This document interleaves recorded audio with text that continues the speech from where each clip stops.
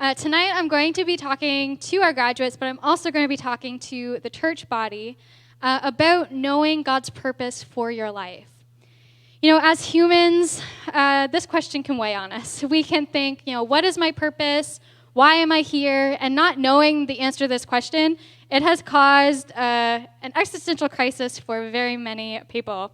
As Christians, though, we are very blessed because we're able to confidently answer this question because we know that we've been created for a purpose. In the year 2004, there was a 320-year-old Stradivarius cello that went missing for 3 weeks and was then returned to the Los Angeles Philharmonic Orchestra after it avoided becoming the most expensive CD rack ever. Now, the primary cellist for the Philharmonic, he accidentally left the instrument outside of his home, and video surveillance saw that a bicyclist had stolen it. A 29-year-old nurse later found this $3.5 million instrument made by the master craftsman Antonio Stradivari. It was laying beside a trash can about a mile from where it was stolen. So she found this instrument, and she decided to take it and put it in the trunk of her car. It was in her trunk for 2 days, and she then asked her boyfriend, who was a cabinet maker, if he would either repair the instrument or maybe make it into a nice CD holder for her. She didn't know the significance of the instrument until she saw a news report about it. When she was interviewed after the fact, she said, "I had the idea to maybe put a hinge on the front of it, and he could install some little shelves inside, and it would be a very elaborate CD case." And this cello, which was made in 1684, was one of about 60 that were made by Stradivari in his Cremona, Italy works. The Los Angeles Philharmonic, they bought it about 50 years ago, and Robert Cauer, who is an instrument restoration specialist, he said that this valuable instrument, after the fact, it was damaged, but it was repairable. And he added during his interview that the prospect of it being turned into a CD holder was so abominable that he got sick when he heard it. Now, the thing about purpose is that once you have discovered it, once you have found your purpose, once you walk in it, it makes you come alive. It's like the cellist that makes the cello come alive with music. You too come alive once you are fulfilling your purpose. As someone who has found myself on the right path and the wrong path at times in my life, I can attest to the difference. There's this internal peace and assurance you have that you feel in your soul when you know that you are fulfilling your purpose in God's kingdom. And the opposite is also true. There's this unrest and this weariness that you feel in your soul when you're outside of God's purpose for your life. When I'm not fulfilling my purpose, it's like a multi-million-dollar cello being used as a CD holder. What we need to understand is that God has a purpose for our lives. We must discover it and fulfill it. 1 Peter 2, verses 9 to 12 say, "But you are a chosen people, a royal priesthood, a holy nation, God's special possession, that you may declare the praises of him who have called you out of darkness into his wonderful light. Once you were not a people, but now you are the people of God. Once you had not received mercy, but now you have received mercy. Dear friends, I urge you, as foreigners and exiles, to abstain from sinful desires which wage war against your soul. Live such good lives among the pagans that though they accuse you of doing wrong, they may see your good deeds and glorify God on the day he visits us." So why have you been chosen? What is your purpose? Verse 9 says that you may declare the praises of him who have called you out of darkness into his wonderful light. But then verse 12 goes on to say that unbelievers may see your good deeds and glorify God on the day he visits us. Basically meaning that others can look at the way you live and as a result will one day also glorify God. Your life is meant to lead others to Christ. By proclaiming his greatness, you highlight who he is to those around you. Matthew 28, verses 16 to 20 say, "Now the 11 disciples, they went to Galilee, to the mountain to which Jesus had directed them. And when they saw him, they worshipped him, but some doubted. And Jesus came and said to them, 'All authority in heaven and on earth has been given to me. Go therefore and make disciples of all nations, baptizing them in the name of the Father and of the Son and of the Holy Spirit, teaching them to observe all that I have commanded you. And behold, I am with you always to the end of the age. So in essence, what is our purpose? To worship God with our lives and to go and make disciples. Now, graduates, I am sure that you have plans for your life. You have plans for the way that you want it to go. Maybe you have goals for your career or for your relationships or social status, but remember that it is the purpose of the Lord that is going to stand. Everything we do, every goal we pursue, let it all be for the purpose that God has placed on your life. You were made for a purpose. Never let an earthly focused life distract you from that heavenly purpose. You know, we have to be careful about the things that we're modeling, saying, doing. You know, we have to make sure that they're life pursuits that are actually going to matter, life pursuits that are going to count for something. Don't neglect to feed your soul. What you feed yourself is what you will hunger after. So, for example, if you're constantly feeding yourself with hockey stats, then you'll hunger for more hockey. If it's learning about animals on Animal Planet, you'll hunger to have more knowledge about animals. If you feed your soul with the Word of God, then that's what you'll hunger after. If you dedicate your life to His kingdom, that's what you'll hunger after. Live your life in such a way that it creates this appetite for Jesus, that it creates an appetite for the kingdom. Be careful that the appetite that you're creating in your life is an appetite that counts, an appetite that matters. You know, we're here on a mission. We're here on a mission by God to make disciples, and your life should be embedded in that mission. Now, I've said this so many times in our youth. I've said this in youth so many times, and I'm going to say it again. It is so important that you approach every single day with intentionality. Being intentional about every interaction you have, every place you go, every person you talk to. You know, as you're starting these new careers or beginning these new schooling programs, or maybe you're seeking God's direction during a gap year. You know, it can be easy to get caught up in all of the busyness of it all. You know, there are things that are new and exciting and somewhat overwhelming, but you have to keep in mind that your mission, your purpose, during this new thing, whatever it is in your life, it has very little to do with your personal earthly desires, but it has everything to do with God's heavenly plan. And I try to approach my life with this mindset. You know, in the morning I pray, God, help me to be intentional today. Help me to be intentional throughout my day. Help me to stop and talk to people who need conversation today. You know, lay names on my heart of people that just need that text today. You know, help me not to miss what it is you're wanting to do through my life today. It could be something as simple as going out for coffee with a friend, and my prayer is still the same. You know, I'll say, God, help us to be an encouragement to each other. Help us to strengthen each other spiritually during this time. Help us to draw closer to you. Ask God to help you use your time wisely. You know, during that prayer time, bring your to-do list before God and say, God, which of these things do you want me to do today? Because He has a purpose for your life, and that's what it means to live intentionally. Regardless of how busy your day looks or what it is going to be filled with, go before God with every part of your day. You know, students, for example, you could pray for intentional interactions during class with your classmates or your college professors, or those of you in the workforce can pray for the light of God and the hope to shine through you with every client or patient, or it could be just in the way that you talk to your colleagues. You know, are you being intentional in your conversation on a day-to-day basis? Your purpose is to lead them to Christ. So does your conversation support that, or does it hinder that? You know, a good test to determine what your priority is to take note of what it is you're talking about most. You know, if the Lord is truly first in your life, He is going to be part of your conversation. And I understand that we live in a time where talking about God, sharing the gospel, it can be considered taboo in a lot of workplaces and schools and public spaces.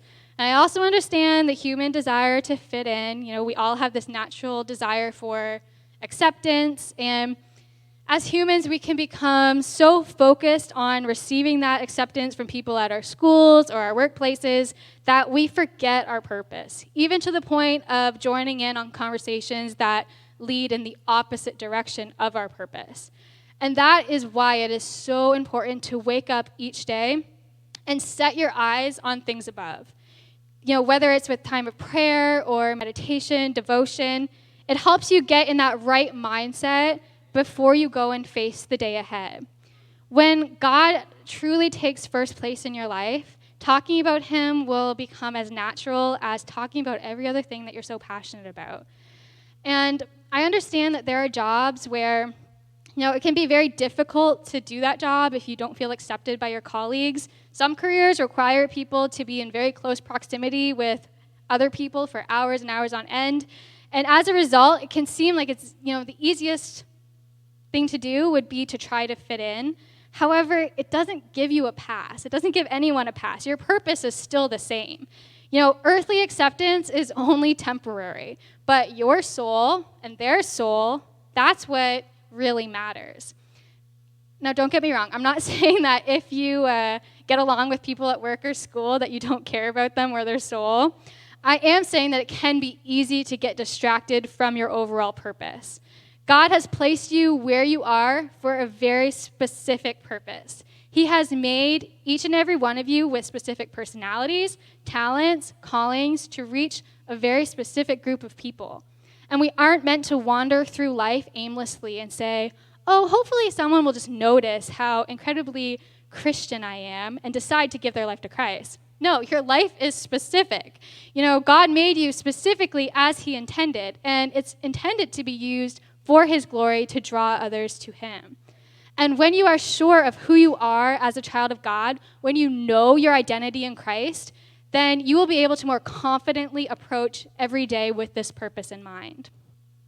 Paul in the Bible, he is a great example of a surrendered life. Paul had no other ambition, no other driving force in his life than what he expresses in Philippians 3, verse 8. He says, yes, everything else is worthless when compared with the priceless gain of knowing Christ Jesus my Lord. I have put aside all else, counting it worth less than nothing, in order that I can have Christ. By today's standards, Paul was kind of a total failure. He didn't own a business. He didn't construct any buildings. He didn't have 1 million followers on YouTube, and he didn't create some world-altering technology. He definitely didn't have any monetary investments or a huge savings account. His life mission was to share the gospel with as many people as he could. His methods were despised by a lot of leaders. In fact, he often offended quite a few people with his message. He was even stoned for it, but he continued to preach the gospel. When we stand before God on that judgment day, we won't be judged by our earthly achievements. Our measures of success on that day will be according to whether or not our hearts were fully surrendered to God.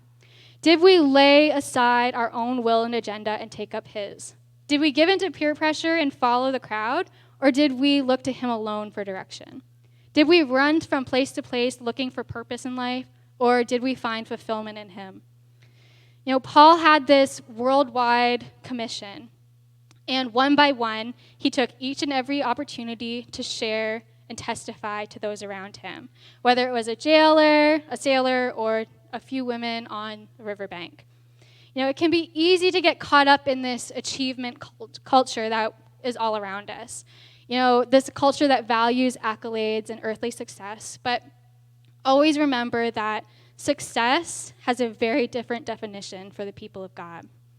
For those of you who are heading off to college, having an essay deadline or needing to study for an exam should never come before your relationship with God. And you may think, well, just this once, I need to do my schoolwork instead. Or if you're starting your career, you might think, oh, just this once, I need to pick up that extra shift. According to the world standards, yes, that high GPA is important, and yes, that extra cash so you can afford the finer things in life is so important. But according to the standards of success in the kingdom of God, it's all fleeting. Your life, it's meant to bring glory to God. So glorify him by being the best student you can be. Glorify him by being the best employee you can be, doing things with integrity and excellence. But don't fool yourself into thinking that your purpose in life is to get good grades and make a high income, because that is not your purpose. In 1 Samuel 3, we see the story of when God calls Samuel. When Samuel first heard the voice of God, he didn't know what it was. Samuel was a servant of Eli the high priest, and he was used to being in the presence of God. He was used to being around the things of God. He loved God. He was serving him, but he wasn't quite aware when God was directly speaking to him. God had to wake him up. Literally, he had to wake him up. God called him out of his sleep, and he spoke his name. And when God called him for the fourth time, Samuel knew it was really God, and he listened, and he obeyed the voice of God. A few chapters later, though, we see that God sent Samuel to anoint a man named Saul as the chosen king. In verse 2, it says, Kish had a son named Saul, as handsome a young man as could be found anywhere in Israel, and he was a head taller than anyone else. Then skipping to verses 15 and 17, it says, Now the day before Saul came, the Lord had revealed this to Samuel. About this time tomorrow I will send you a man from the land of Benjamin. Anoint him ruler over my people Israel. He will deliver them from the hand of the Philistines. I have looked on my people, for their cry has reached me. When Samuel caught sight of Saul, the Lord said to him, This is the man I spoke to you about. He will govern my people. Now, from these verses, it's very clear that there was a purpose that God had placed on Saul's life. But sadly, at the conclusion of his life, we see a very unhappy ending. He should have been remembered as the man who delivered Israel from the grip of the Philistines. Yet he compromised. In the midst of this great battle, he became overcome with fear. And in his fear, he consulted the witch of Endor rather than going to God. And in the last few breaths that Saul would speak, he admits that God was no longer with him. With no hope, Saul, he laid himself before this witch, and he would eventually die in shame. What an awful thought, to think that you've been called with such a great purpose, and yet at the end of your life, have this feeling that God has abandoned you. The title of Saul's eulogy could have been The Man Who Missed His Purpose. You too, you've been given a purpose, whether it's a firefighter or an engineer, an x-ray technician, or a childhood educator. God has placed a purpose on your life. The way you live your day-to-day life and put God first is the greatest witness you could ever have. 1 Corinthians 10:31 says, So whether you eat or drink or whatever you do, do it all for the glory of God. Fulfilling your purpose, it requires you to come to the realization that your life, it's not your own. It belongs to Him. And in order to fulfill your purpose, you always have to keep God at the center. You have to keep God first. First in your finances, first in your relationships, first in your career, first in your interests and your schedule, first in everything. God demands top priority in our lives, and He refuses to take second place. He's your creator, so He deserves first place in your life. That's why He said to have no other gods before Him. This small g God, it's anything that dominates your life or controls your life. Even the good things that God has created for you, for us to enjoy, they can become gods if they end up taking first place in our lives. So if studying to get that good grade takes away from your time spent with God in your personal devotion or gathering together in the house of God, then that God of achievement, that's become your new God. If you have a life that is so consumed with working to make money to afford that new house or that new car or just to have some impressive nest egg of finance over on the side, and it takes away from your time and your finance that you're choosing to give to the kingdom of God, this God of achievement has become your new God. For our graduates, as you're embarking on this new journey, get your priorities right from the start. Don't let the world define success for you. For those of you who have been working for a while and you already have found yourself worshiping at the feet of these cultural gods, choose to get your priorities aligned with God's word here today. When the crowd went to Jesus and they asked what the greatest commandment was, He replied by saying to love the Lord your God with all your heart, all your soul, all your mind, all your strength. Every time that God gives us a command, it's to help us. It's not to restrict us. It's not, to keep us back. It's to release us, not to punish us, but to protect us. And each principle he gives comes with a promise.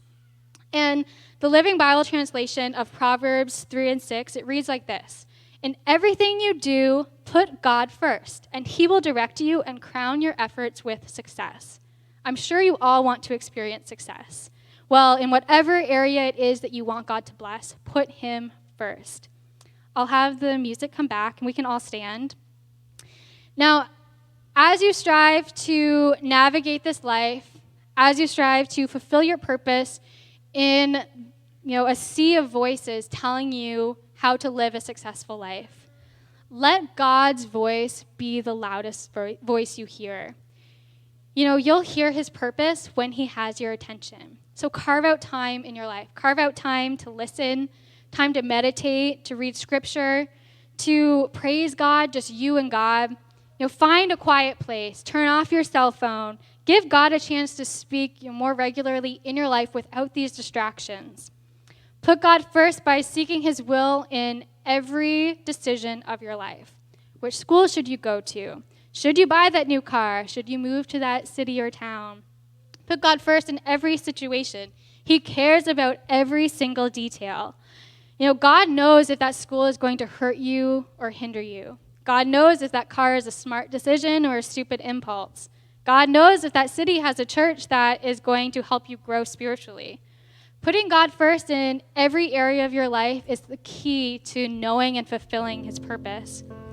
You have a mission to accomplish here on earth, to glorify God, share his gospel, go make disciples.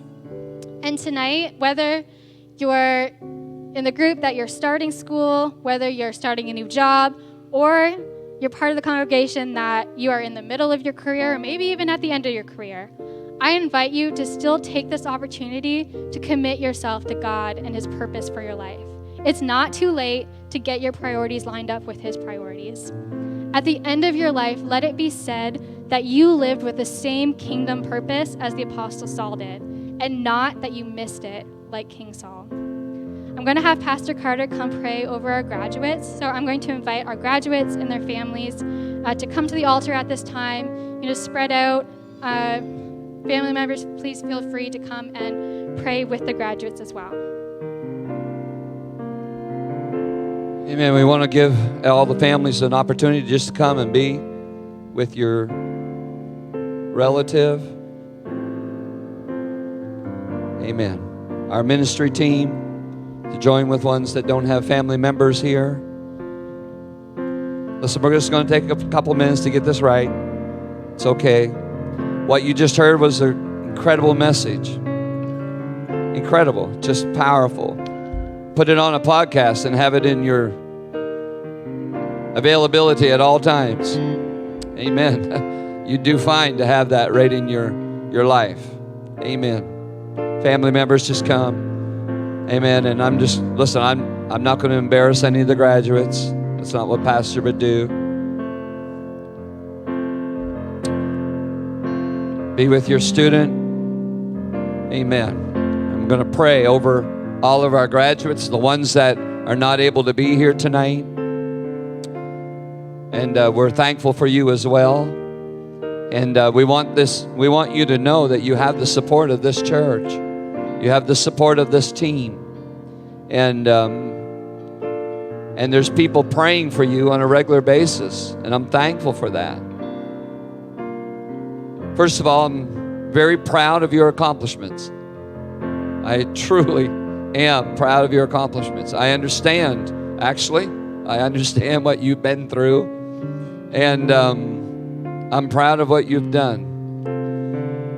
And what has just been spoken about you having purpose in your life, you will feel the greatest fulfillment that you could ever feel is when you know you're in the will of God.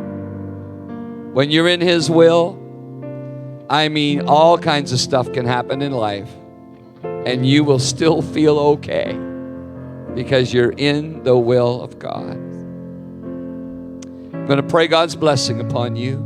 Your family is with you and other members tonight. And we want to pray God's blessing upon you, that His hand will always be in every part of your life. If you're going on to more schooling, then God will keep His hand upon you. If you're going into the workforce, if you're increasing in the workforce, then God will give you direction. He will give you wisdom. God, I thank you. I thank you, Lord, for every one of our graduates tonight. I thank you, Jesus, that they have come, and the ones that weren't able to be here as well. God, we thank you for them. And God, I'm praying right now that your mighty hand would be upon each of their lives, the decisions that they will make. God, I pray a protection upon their life physically. I pray a protection upon their life spiritually. God, I pray every relationship, every decision, every career choice, every location of where they might live. I pray, God, that your hand would be involved in directing their path. I pray, God, that you would open up doors of opportunity that you have designed, God, from the foundation of the world for their life and their future. I pray, God, what has been spoken tonight about purpose for their life will be fulfilled in every one of them. I pray for family members, God, that have supported them throughout the years. And God, I thank you, Lord, for that support. And now I pray a blessing upon them, that your mighty presence and spirit would rest upon them. Let your hand, God, be upon everything that they do. And I asked it in the name of Jesus. In Jesus' name. Amen. Congregation, could you give these wonderful graduates a round of applause tonight for their efforts?